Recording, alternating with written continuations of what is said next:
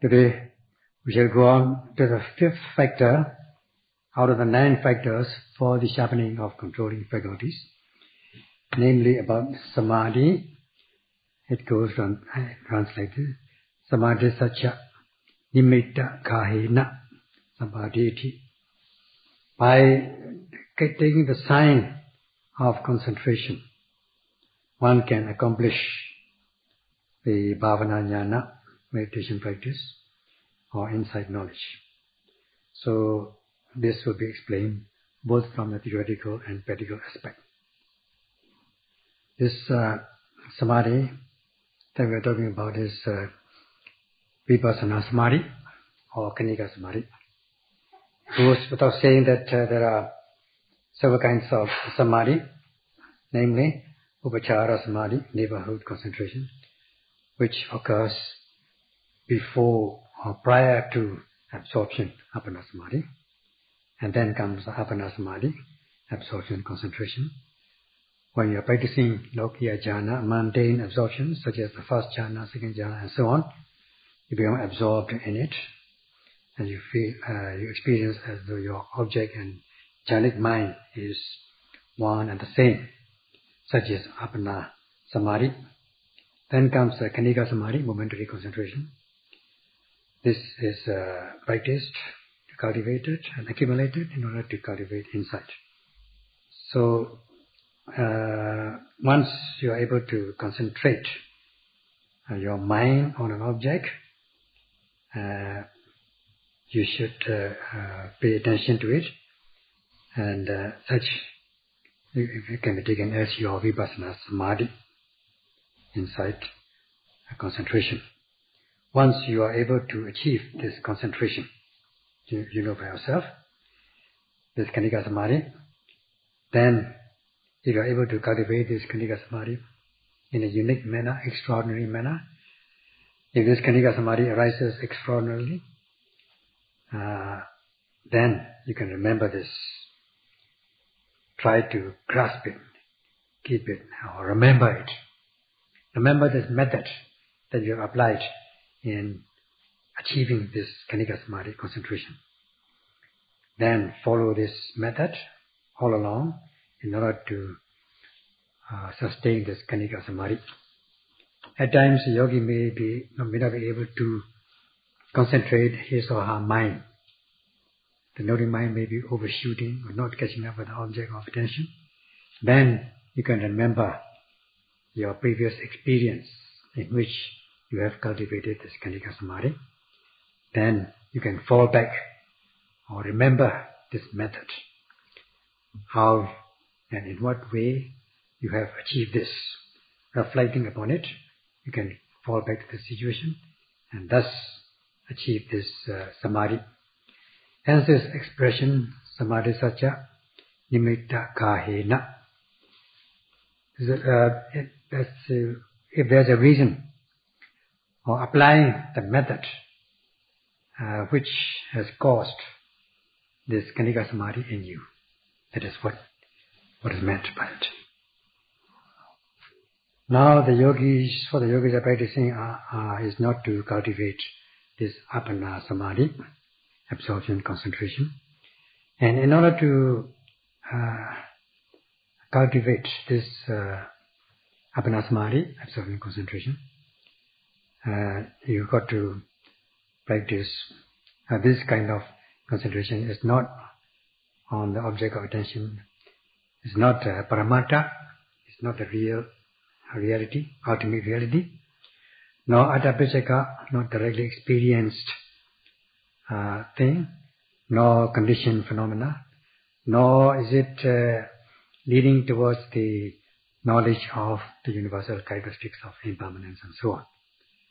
They are instead such objects used in apana samadhi is conceptual objects instead of the ultimate realities.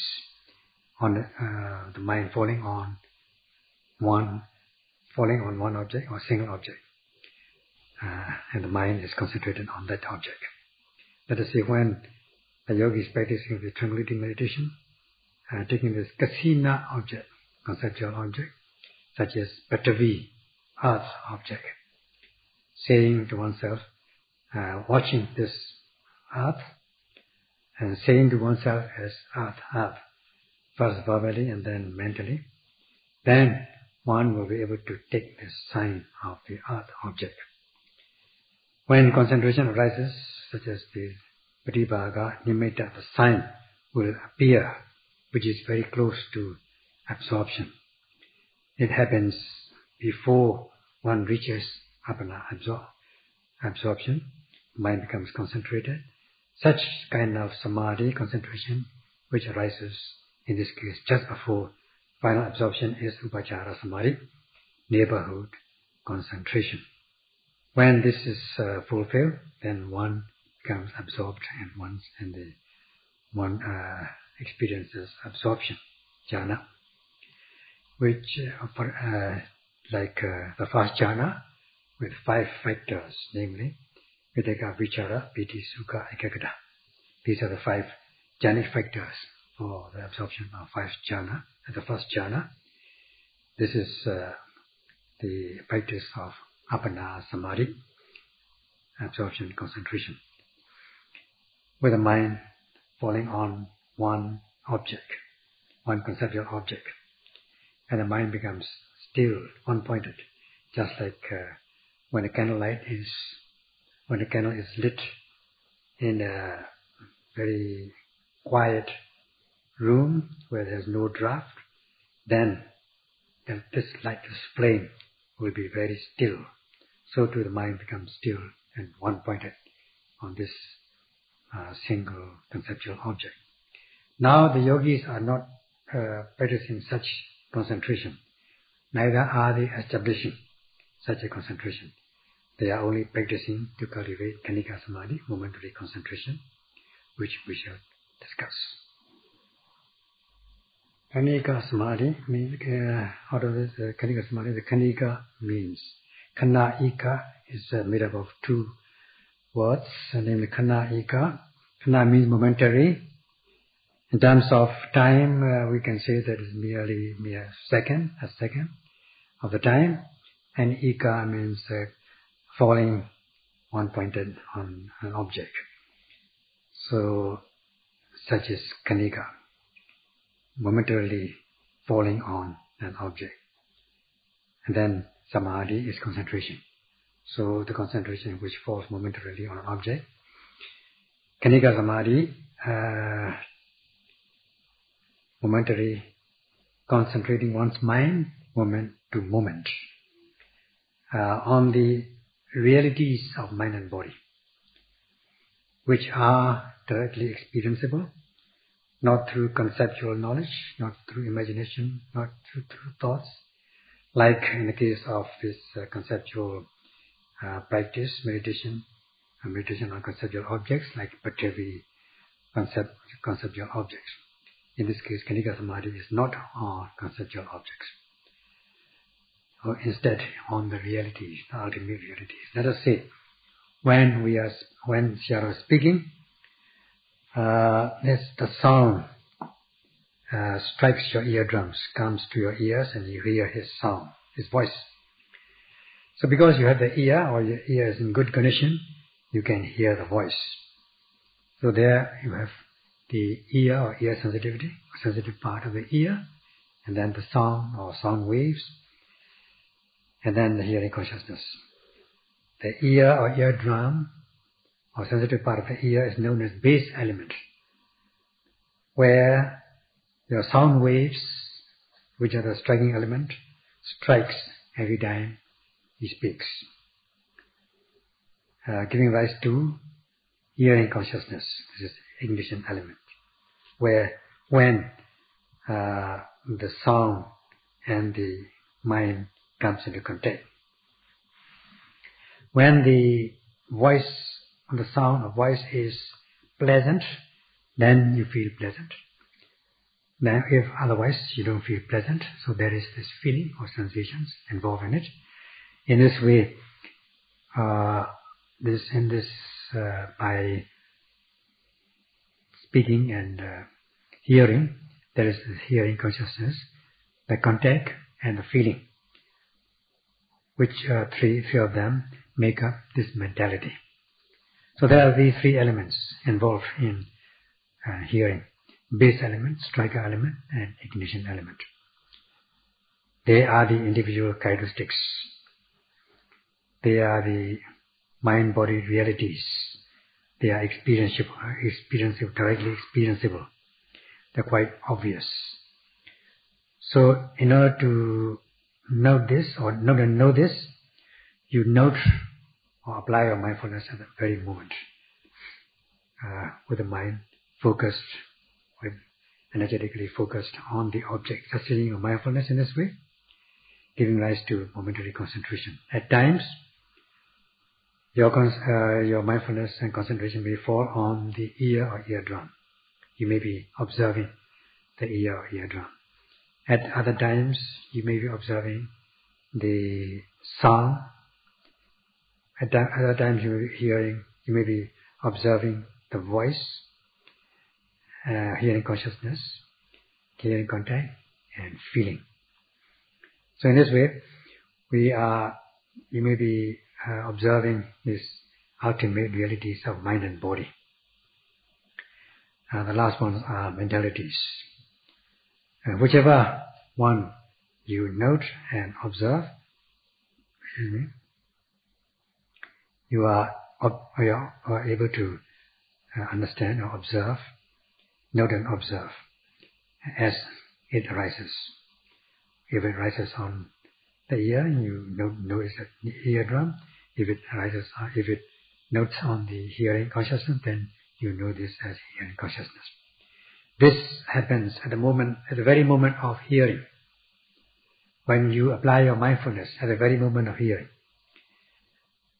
So in this way, if you sustain your mindfulness with the mind energetically focused on the object, there will arise this momentary concentration as your mind falls on any of these objects, thus giving rise to Khanika Samadhi. And you accumulate it. You develop this kind of concentration. Samadhi means, it's given as avekkhapa Samadhi. Avekkhapa, the opposite of vikkhapa. Vikkhapa means distraction, restlessness, not noting mind, or consciousness, not adhering to the object of attention. Instead, it is removed from the object of attention, or the mind is overshooting or not catching up with the object. In a sense, it is also called audaicha, restlessness. And when you are noting any arising object as it arises, such as soon as you see, hear, taste, touch, think, as soon as it rises or falls, immediate arising object is noted consistently with alertness, diligence, and wakefulness. With activity, you must be prepared, fully prepared, to be able to sustain your mindfulness, giving full attention, activating your mindfulness, so that the noting mind falls one-pointed. It doesn't go elsewhere. It only falls calm and collected on the object of attention, without any distraction, without any restlessness, without being removed from the object. Such is the nature of the essential characteristic of Samadhi. Once it falls collected on the object, then the Samadhi is a mental state. It also takes with it, so to speak, its associated mental states into the object. So not only it falls into the object, but also brings together associated mental states into this object, so they all become one-pointed. Such is the function of Samadhi, concentration, known as Samvedana Rasa, the function of collecting these mental states into one object. Not only it falls, but also its associated states are made to fall. So when you are hearing, you are noting on one object, your mind falls on one object. Same thing when you are hearing, seeing, tasting, touching. When you are noting rising and falling, your mindfulness is sustained on this object, the particular object, momentarily, so that the noting mind not only falls on that object, but it brings with it its associated mental states into this object, whether it is seeing, hearing, tasting, touching, or rising, falling. It falls collected, it falls on the object, and it brings together these associated mental states, so that there's no distraction of the mind.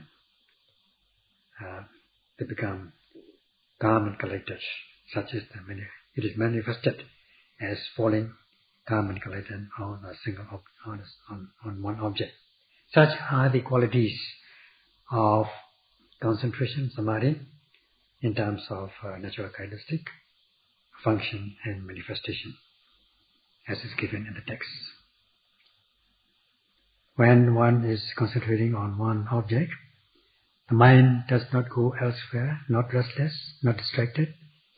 It falls calm and collected on the object in one pointed manner, such is the manifestation. When the mind becomes still or calm, there is no movement, no vibration. So at that moment, just imagine, even if one comes into contact with or thinks about desirable objects which will appeal to your mind, because your mind is concentrated on the object of attention, you will not be moved or affected by craving, because the mind is still. And on the other hand, if you come across undesirable object which doesn't appeal to you, because you are meticulously giving attention with sustained mindfulness, your mind is concentrated so that you're not shaken or you're not moved or affected by aversion or ill will, because the mind is still. The same thing goes with other corruptions. You will not be tormented or oppressed by all sorts of mental corruptions, impurities, because you are paying attention, you are not affected by them. Such is the manifestation of samadhi. Because one is focusing correctly and energetically sustaining one's mindfulness, the noting mind is concurrent with the object, and the noting mind is sustained on the object as though it is rubbing or hitting the object of attention, so that this mind will be free of undermining elements, its mental corruptions. Because the concentration is arising, there's no undermining elements entering.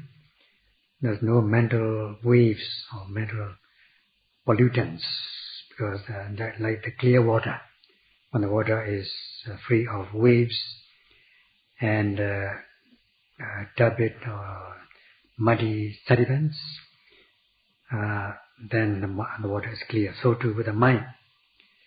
As the mind falls calm and collected on the object of attention, the mind is stilled, just like water free of waves and turbidity. So too with the mind. The mind becomes clear like a clear water, in a very wonderful manner, because it is still.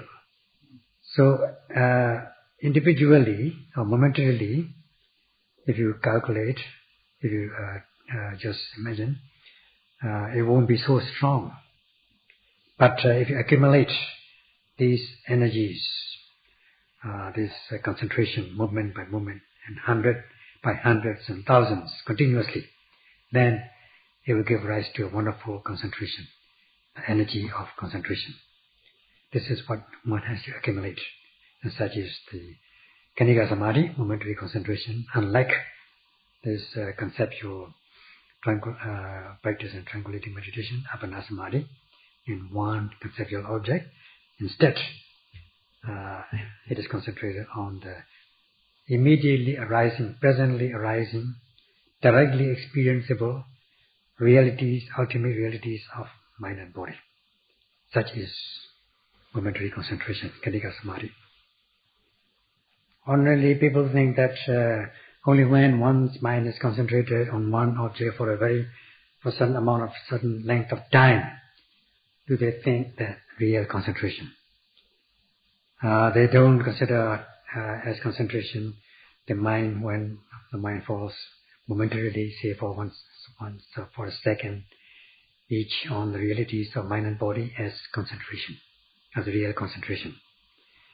They think that it doesn't have it doesn't possess enough strength. In fact, it has the same qualities, or same ability, on the same level. It is on the same level as Anapana Samadhi, absorption and concentration. Because with the Khanika Samadhi, one is free from, like the absorption concentration, it is free from the undermining elements, being free from being attacked or invaded or overwhelmed by undermining elements such as craving and aversion. This Khanika Samadhi can control one's mind so that the mind is not shaken or the mind is not vibrated or disturbed by these mental waves, corruptions. And as in the literature it said, Khanika Chitikakata. That means Khanika, momentarily, as mind falls calm and collected on the object, one pointed on the object. Chitikakata, Ekakata, Chitta, mind. Khana means momentarily, Chitta means mind, Ekakata means one pointed. So the mind falls one pointed on the object momentarily. And the Buddha has used it by Buddha himself as Khana Mata Titiko Samadhi. This is a lengthy expression, Khana Mata Titiko Samadhi. In fact, in short, it is Khanika Samadhi, the kind of concentration falling momentarily on the object of attention. The Khanika Samadhi, quality of Khanika Samadhi has been mentioned in the text as Sobihi Apitoviya. Sobihi means Khanika Samadhi as well. When it is said Khanika Samadhi as well, Sobihi means not only Apana Samadhi, not just the absorption concentration, but momentary concentration also. Apitoviya, it falls one-pointed on the object, just like Apana Samadhi, momentary concentration. Then Chaitanam Lechanam Tapeti means can still have the power of stilling the mind, concentrating the mind, so that it's not shaken, it's not vibrated, it's not affected by undermining elements. Therefore, Khanika Samadhi is just like Apana Samadhi. It can still the Bhavana Chitta, meditative mind. Such is the comparison given in the text between Khanika Samadhi and Apana Samadhi, momentary concentration and absorption concentration. And the qualities are shown. The text continues to show the qualities as Patipakena Anabhibhuto. Patipakena means the opposing, undermining elements which oppose the Khanika Samadhi, such as nivranas, hindrances to progress, all these mental impurities or corruptions, such as raga, dosa, craving, aversion. All these things are known as Patipakena Anabhibhuto, not being overwhelmed by them. They are not attacked. The mind is not overwhelmed or overpowered by these opposing elements. They are not oppressed. The mind is not oppressed by these opposing elements. Opposing elements such as the kamachanda nivranas, hindrances of sense desires, vyabhara nivranas, hindrances of ill will, jinameda, sloth and torpor, uddhacca, restlessness and worry, and vicikicca, skeptical doubt. All these things, or in a sense, these mental impurities such as craving, aversion, and all these mental corruptions, undermining elements, will not have a chance to overpower one's consciousness if one is able to cultivate this Khanika Samadhi continuously, and such are the qualities which one will possess. And in what way or how one can be free from these undermining elements? In what way? By doing in what way? Aramane, this is given by the expression Aramane Nirantaran. Bhavadhamma, no. Aramane. Aramane means immediately, presently arising objects such as seeing, hearing, tasting, touching, lifting, moving, placing. When one is sitting, every time the abdomen rises or falls. When one is walking, every time one lifts, moves or plays. Such is known as Aramane, the object of attention, which is immediately arising or presently arising object. And Bhavadhamma, no, this Ekena Karina, yes. And one, it's just one continuous flow, one uniform manner. Yeah. Although the objects may differ, and ever new objects may be coming up, but your concentration is one and the same. Such is given by this Ekena Karina. So Bhavadhamma no is one should flow, one's Kanika Samadhi should flow like current continuously, so that the previous concentration is continuous with the succeeding concentration. The preceding consciousness is continuous with the succeeding consciousness. Such is given by the expression Bhavadhamma no, flowing like a current. And how should it flow? Nirantaran means without any gap, in an uninterrupted flow. Because then, although the objects may change, ever new objects may be arising. Ever new objects may be arising.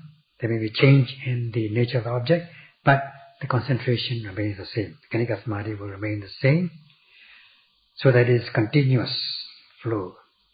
This is given by the expression Ekena Karina. So that one will be free of these undermining elements only in such a situation. When the Nuri mind is flowing like a current, and in an uninterrupted flow, without gap, will one be free from undermining elements. And will be able to still one's mind in the same way as absorption, concentration, Anapana Samadhi. Now, with the application of mindfulness, energetically focused mind, the mind energetically focused on the object, so that the mind falls calm and collected on ever arising object momentarily, giving rise to Kanika Samadhi, so that the previous concentration is continuous with the succeeding, without any gap in one continuous flow. That's why this is tantamount to saying one should be continuous in one's mindfulness. Continuity of mindfulness, in short. That's why yogis are always exhorted to note continuously, so that their previous concentration is continuous with succeeding concentration. The previous consciousness is continuous with the following consciousness. Especially in posture change, when one is changing from one posture to another, there is always an intention to do so. Before one does something, one moves, and one should be able to apply mindfulness to note this intention without missing it. In this way, one is able to accumulate Kanika Samadhi. Then one will be free from these undermining elements, mental impurities. And these mental impurities will not be able to take the upper hand of your meditative mind, bhavana cheta. And in this way, if you are able to still your mind continuously, then you are bound to cultivate insight in stages. Such are the qualities given as regards Kanika Samadhi in the text.